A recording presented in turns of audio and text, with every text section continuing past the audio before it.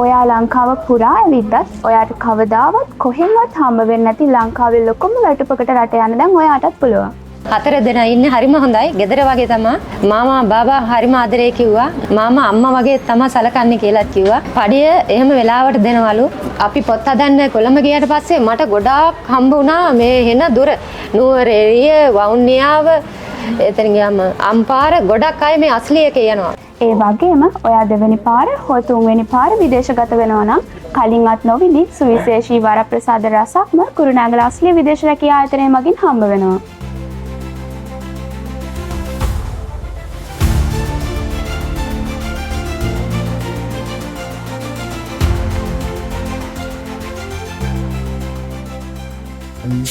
මේක බලනවා ඇති තමන්ගේ බිරිඳ හෝ තමන්ගේ දියණිය විදේශගත වීමට බලාපොරොත්තු වෙන සිටින ස්වාමි පුරුෂයන් හෝ පියවරුන්. ඉතින් එයාලට මොන වගේ පණිවිඩයක්ද ඔයාලට දෙන්න තියෙන්නේ?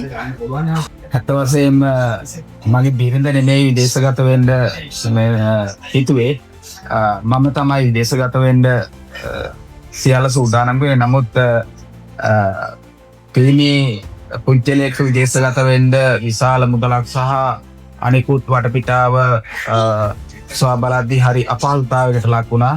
නමුත් කාන්තාවක් විදේශගත වෙනවා කියන්නේ හරි ලේසියෙන් පහසුවෙන්ම විදේශගත වීමට හැකියාව තියෙනවා. නමුත් අනිත් කාරණාව තමයි මැද පෙරදිග රටවල් වල ගෘහණියක් සඳහා මම හිතන්නේ විශේෂ මම හිතන්නේ කාන්තාවක් මැද පෙරදිග රටකට විදේශ රැකියාවක් සඳහා යාමේදී අස්ලිය විදේශ රැකියා ආයතනය මගින් මම හිතන්නේ අපට විශේෂ වූ වරප්‍රසාද සමූහයක් ලබා දෙන්න කටයුතු කරා මෙම ආයතනය. ඒ නිසා මගේ බිරිඳ ඉදිරිපත් වුණා මැද පෙරදිග කුවේට් රාජ්‍යයේ සේවය සඳහා.